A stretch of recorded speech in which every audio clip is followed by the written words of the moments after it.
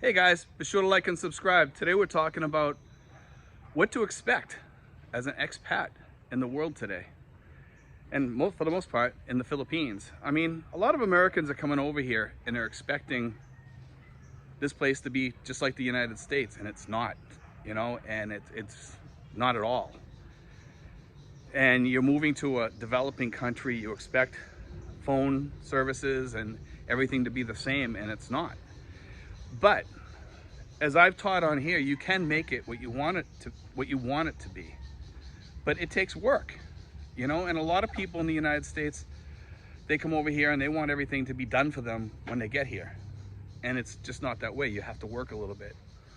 And this country is not for everybody, and nor is any other Asian country for everybody coming from the United States or Europe or France or the UK or Australia or what have you. Because I mean, I had a guy the other day, he was in his 90s, okay? He says he's still healthy, he still gets around, and he wants to come over here. And I'm like, what is this guy, nuts? And I can understand, he's towards the tail end of his life, but he's still healthy. He might live another 10 years, who knows? And he wants to come over here. He didn't mention about having a girlfriend or anything. He just said he wanted to live in the warmer weather. He's tired of the cold. And I wrote back to him and told him that if you come over here, basically, you're going to lose all your medical care. And if you get sick or something like that. And he didn't really seem to care because he figured, I'm in my 90s, like I really care if I die or not. But he wouldn't have anybody over here and he'd have intense loneliness. And I asked him if he had family and stuff like that. And he said, yeah, he had some family, but they don't talk to him that much and all that. And I was like, yeah, it's a typical expat story over here too. Their family doesn't talk to them for one reason or another. But here's a guy that's 90 years old, and he told me he basically has nobody to look out for him when he gets sick. And I think a lot of people come over here and think that they can meet somebody or whatever, and they're gonna, take care of them forever. And if you're in your 80s or 90s, the chances drop fairly quickly, unless you find somebody that's maybe in their 30s or 40s. But anything below that, you're going to run into a scammer or whatever, probably, that's going to try to scam you out of all your money. And some poor 80 or 90-year-old guy is going to be out in the streets or whatever, and it's not a good choice, 70s I can see, 60s, 50s, 40s, 30s. You want to come over here, you'll be all set probably. 80s and 90s, no. I just don't think it's a place for anybody at that age to come over here, and I do get a few people writing to me about that, and it's just, that's craziness. Guys, get over it, it's not the place for you. But for you guys coming over here, lose your American ways of thinking when you come here. When you get off the plane, look at it as, I'm starting over, I'm gonna learn some new things. There's a guy, he calls himself Becoming Filipino, I guess, and he's kind of taken on the Filipino lifestyle a little bit. He eats their food, he talks their language. That's cool. That's not my cup of tea, but somebody was telling me that I should become more like him. I don't want to become like somebody else. I want to become like me, who I want to be, and that's what the Philippines is about for expats, is making you, and when you get off that plane, you get that chance to remake you and become the person you've always wanted to be. Because when you get off the plane, you don't have any of those people around you anymore that back in the United States, people try to mold you to be like them, because everybody in the United States is kind of selfish in that way, in that respect, that, you should become like me. Well, don't take that idea over here with you, okay? That you want to mold Filipinos to be like you, because it's not very welcome here. Let's put it that way. Don't try to mold Filipinos to be like you. They don't want to be like you. They want to be like Filipinos, and then you'll get it. A lot of guys come over here, they try to change people and say, no, well, that's not the way you're supposed to do it. No, you don't understand. These people have the Filipino way, and they're not going to change for you. No matter what you show them, most of them are not going to take on your way of doing things, and once you learn that, you'll be all set over here in the Philippines, And a lot of Americans, I don't know what it is with them, but they feel like they have to teach their Filipino girlfriend everything. And you don't have to teach them anything. Most of the girls over here probably got better ways of doing things than you do, and you'll see that. You know, they know how to do things. They know how to pull people together to get jobs done. And they're very smart, you know, and intelligent in that way. And a lot of Filipinos don't get a lot of credit for how smart they really are. Yeah, there are some naive young girls coming up from like Mindanao and the islands and stuff like that. I'm not talking about them. I'm talking about the majority of people around Luzon are intelligent, smart people, you know? When you get people from the outer islands and stuff like that where the schools are kind of crappy, yeah, you run into people that, you know, they don't have the same education, but they have an education in other ways that you might not comprehend. And that is how to survive, you know? And they have ways of living that are totally different than ours, and their cleanliness might not be up to par with ours, but you know, Filipinos in general are probably like, they're very clean people. It's just like they have issues with pollution, you know, throwing trash. I understand that. I get it, because there's hardly any trash barrels here. Back home, you walk to a mall, there's trash barrels all over the place. You walk to the mall here, there's hardly any trash barrels. You walk outside of McDonald's, there's hardly any trash barrels here to throw your trash. And we're used to having that. What they do is they kind of stuff it somewhere, throw it away somewhere, some corner, some alley when they're walking by it or something. And they'll admit it too. I mean, I've seen a lot of Filipinos online talking to other Filipinos about pollution, you know, and telling them, you know, we can't keep on polluting things and throwing things in rivers and stuff like that.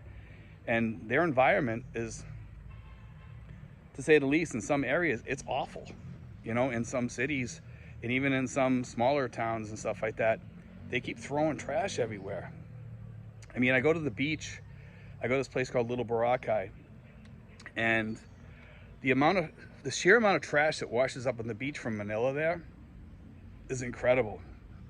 I mean, it's all over the beach there. You know, there's doll heads, sandals. Most of the stuff is Philippine trash. Some of it comes from other countries like India, and places like that. It's from all over the world. You can see it, you can pick through it and see it's from Vietnam, it's from Japan, places like that, you know, and it's kind of crazy. It's like the world's trash is just floating all over the place, you know, and it's just different here. I mean, the United States has it washing up on their shore too, but when you come to a developing country like here, you cannot expect to have everything be the same. We can't walk into a restaurant and expect it to be, you know, just as clean as in the United States, you know, and they don't have the same value system that we have for things, you know, and they think a lot different than we do. And you have to understand when you get here that this is not your world, it's theirs. So it's not worth commenting about their world too much, because it's just going to make people unhappy and get ticked off at you. A lot of Americans coming over here, I mean, Americans think like they're the smartest people in the world. But look at the United States now. You know, because of that, it's imploding. You know, the people are imploding. Nobody's friendly. Nobody loves each other anymore. Everybody hates everybody. They hate their neighbors. They hate their co-workers. You know, and it just seems to be that way. If you hold a specific belief, you're hated. You know, and I'm not going to have that. I'm not talking about politics here, but I am a little bit.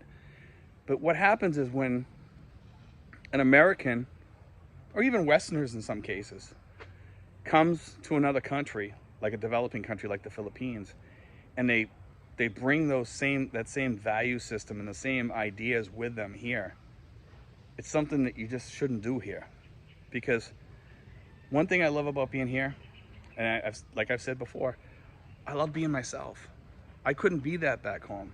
We couldn't be that back home. Many of you guys are telling me, I'm tired. I want to get out of here. I'm tired of this place here. And it's the same way in Australia and the UK. People are telling me the same thing back there. I'm getting emails from people back in those countries too, telling me the same thing basically. I got to get out of here. I can't take this anymore. I'm sick of it. You know, it's these countries are imploding. I'm not sure why. I don't know why. I mean, it's almost like we're watching the whole world collapse, you know, and Guys, don't bring that here. Don't bring your politics here. Don't bring your, all that stuff here. This is a good place to start a new life. And don't get involved in the politics over here either. They don't like that, and you'll find your true freedom here. You'll find it. And you'll love it here. Most people like it here. There's a few people that end up going back and say, I can't stand it here. I think because they went into the wrong area, or they met the wrong girl, or what have you, and they say, I can't stand it here, I hate it here, I'm going back. I would say maybe 10 to 20% do go back at some point, and some don't. Many of us adjust.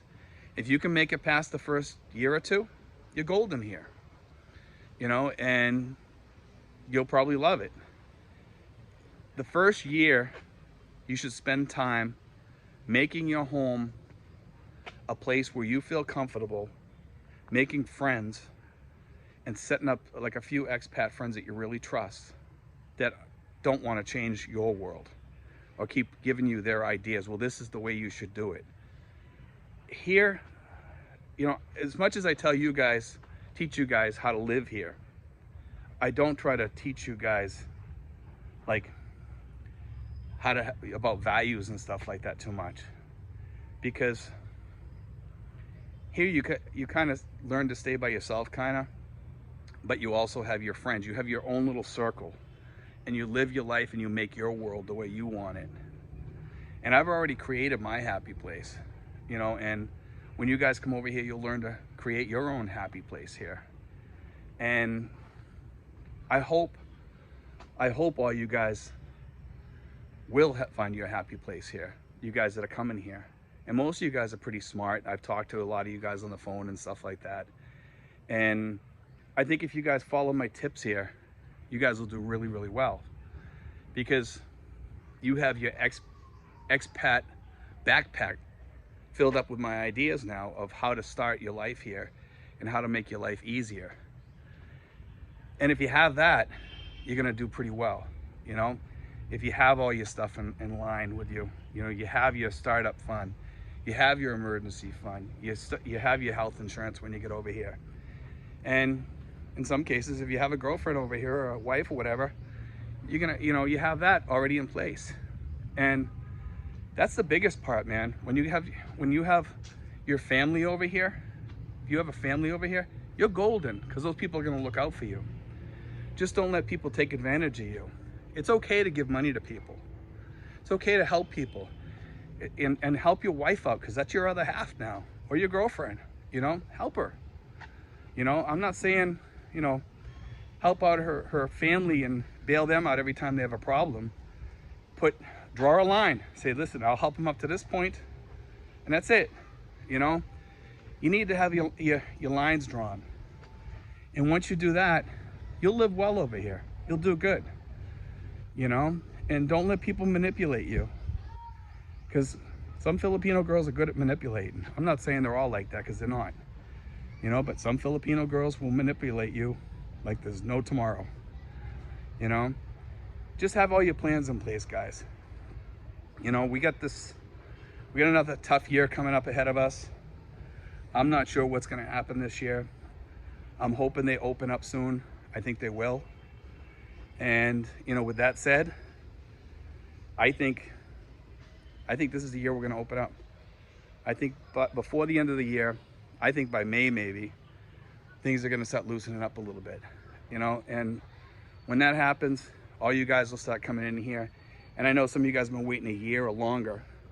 Some of you guys wanted to come in, before last year, but didn't get a chance because of one thing or another. And some of you guys left to go back to the States to visit your relatives and couldn't come back in because they wouldn't let anybody in. So, and you guys are all waiting now too to come back. So, because you got family here, your wife, your girlfriend, your home, or whatever. And it's been a rough year. And when you come back here, I think you guys are going to see a lot of changes here. When you go into the malls, things like that, you have to have your mask on, you have to have your shield on. I'm not sure that's going to go away. I think we might have another year and a half of wearing masks and shields, even after they open up, at the airport and say, all right, we'll let Americans in now, let people from the UK, you know, even though there's variants out there because the vaccine's fighting it. The other thing is, you know, there's a lot of issues going on out there, and I'm not going to get into it, but some people don't want to take the things that are going to make them better, you know? And I'm not sure what to think about that, but I'm not going to get into that talk. You know, it's like walking on eggshells today. But, you know, my thoughts are, I think some of us are going to have to do what we have to do if we want to travel, you know, and that's just going to be the way it is. And whether you agree or don't agree, you know, if you want to travel, you're going to have to do certain things. And that's just the way it's going to be. So, you know, just saying it like it is. Like I said, the world's changing, guys. You know, either we can stay behind and we'll be trapped in our own ideas, or we can move forward. And some say that's not moving forward, but what are you gonna do? You know, I still want to travel. I still want to go places. And hopefully, you know, we won't have to do certain things that we don't want to do. But I'm not sure how that's gonna play out. You know, I mean, a lot of expats out there, they want to move about. They want to travel. It's not just expats, it's backpackers, things like that. I get these mosquitoes, guys, are eating me alive again down here. But I just want to talk about that a little, kind of put that out there. I'd like to hear your thoughts on that too, guys. You know, leave it in the comment section what you guys think is going to happen. I think there's going to be some big changes in the world after this. And as far as the United States goes, I'm not sure what's going to happen. I mean, God help the United States over the next year to 4 years or whatever. You know, we don't know what to expect. You know, over the next 2 weeks, we don't know what to expect. I mean, this could get really bad, you know, and I hope it doesn't. But a lot of people are worried. I'm worried. And God bless America, man. You know, I mean, I'm a veteran over here, and, you know, I love my country. I wonder sometimes about my countrymen over there, you know, where they're headed and what they're thinking. And God bless them. You know, let's hope that they make it through this. Let's hope that America holds on to its value system and stays the same and goes back to where it was before, where we could all be friendly, you know? And some people are saying it ain't gonna happen. Well, I pray it does, you know? I don't know what's gonna happen. But the Philippines is waiting for you guys. You know, if you wanna change, the Philippines is waiting. And there's many other countries over here too. So there is change out there, guys. There is a place to go for everybody, no matter which side you're on. And I'm not getting into politics here on this. I'm just saying it like it is. No matter who you are, you can always find your place on this world. You know, there is a spot for everybody in this world. You just got to find it. Some cases you got to build it on your own. And that's one thing, like I've told you guys before, is the Philippines is a place where you can build your world and leave your old world behind. No matter how good or bad it was, it can be better over here. Some people don't like it here. Hopefully you will. I know most of you guys, you got your plans and you're getting ready to come over here, and you know you can contact me for help or anything like that. I'm always here, you know, and you can send me an email or ask me for my phone number or whatever, and I'll talk to you. I'll help you out. You know, if you need help. Some people I can't help because they didn't listen. If you listen to what I tell you and you follow all my videos, you'll be fine. Some of my videos you don't need to watch because they're not the help videos. They're just videos showing you what it's like over here or whatever. But if you follow my videos that tell you what to do and how to do it, most of you guys will be fine coming over here. But anyway, guys, God bless. Take care.